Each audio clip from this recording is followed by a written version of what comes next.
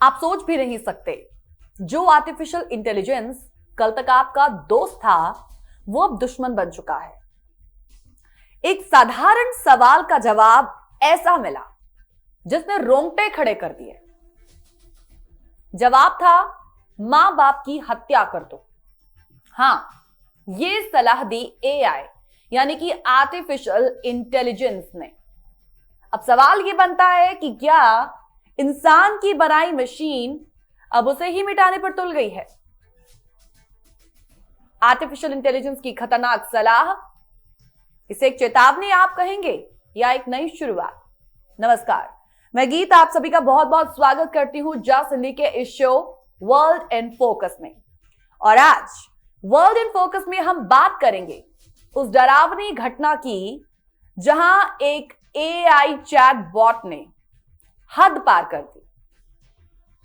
सवाल बड़ा है कि क्या यह तकनीक हमारे लिए खतरा बनती जा रही है?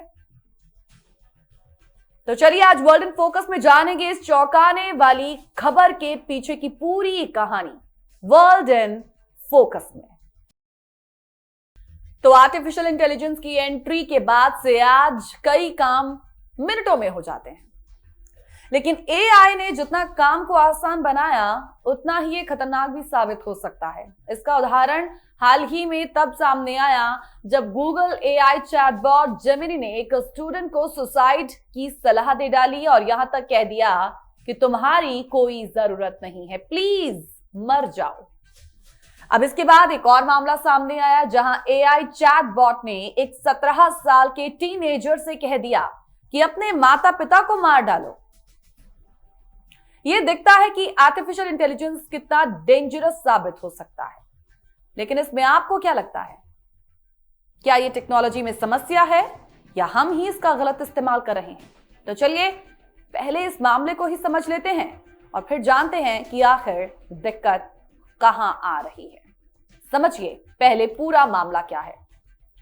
दरअसल टेक्सास में दायर एक मुकदमे में परिवार ने एआई प्लेटफॉर्म कैरेक्टर एआई पर अपने चैटबॉट इंटरैक्शन के जरिए बच्चों में हानिकारक व्यवहार को प्रोत्साहित करने का आरोप लगाया।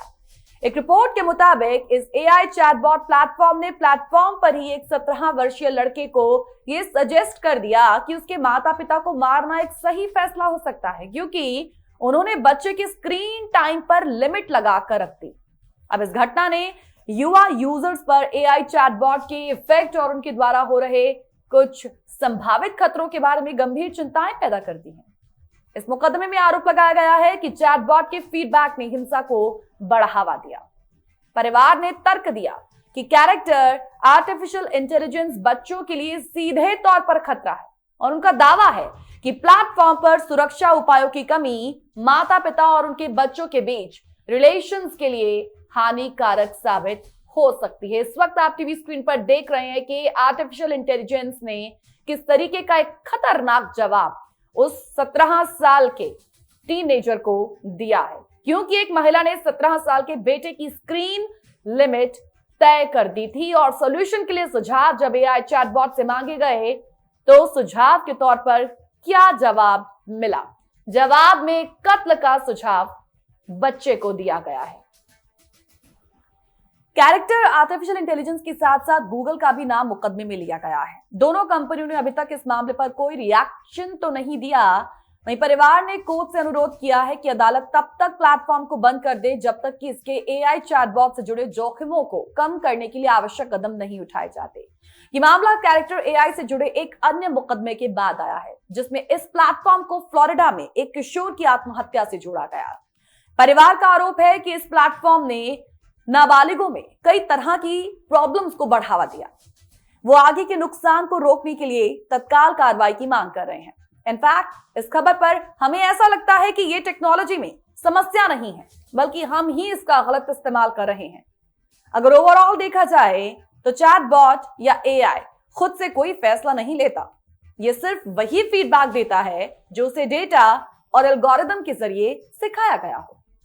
इस केस में असली समस्या यह नहीं है कि एआई ने गलत सजेशन दिया, बल्कि यह है कि एक किशोर ने अपनी पर्सनल और फैमिली प्रॉब्लम को सॉल्व करने के लिए एक चैटबॉट की मदद ली।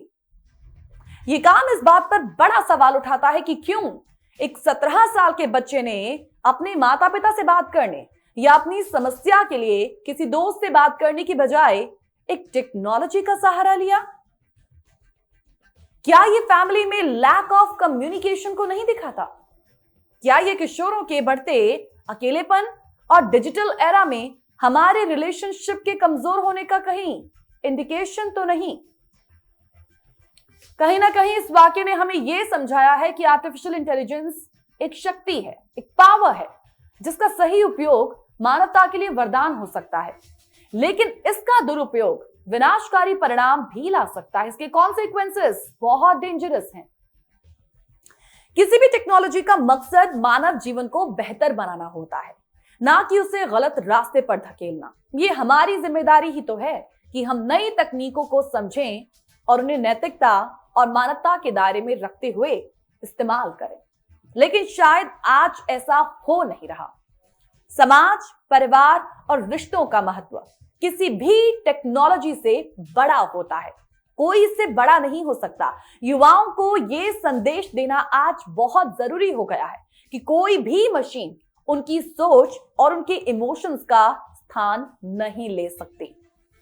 हम इतना ही कहेंगे इस इंसिडेंस को लेकर कि हम सभी को अलर्ट रहना चाहिए और सुनिश्चित करना चाहिए कि आर्टिफिशियल इंटेलिजेंस का इस्तेमाल सकारात्मक और रचनात्मक उद्देश्यों के लिए हो। अंत में याद रखें कि तकनीक का सही इस्तेमाल हमें ऊंचाइयों तक ले जा सकता है और उसका दुरुपयोग हमें सीधा गहरी खाई में गिरा सकता है। सही राह चुनना हमारे हाथ में है। आर्टिफिशियल इंटेलिजेंस टेक्नोलॉजी का विकास तेजी से हो रहा है, लेकिन इसके दुरुपयोग या खतरनाक परिणामों से बचने के लिए हमें तत्काल कदम उठाने होंगे।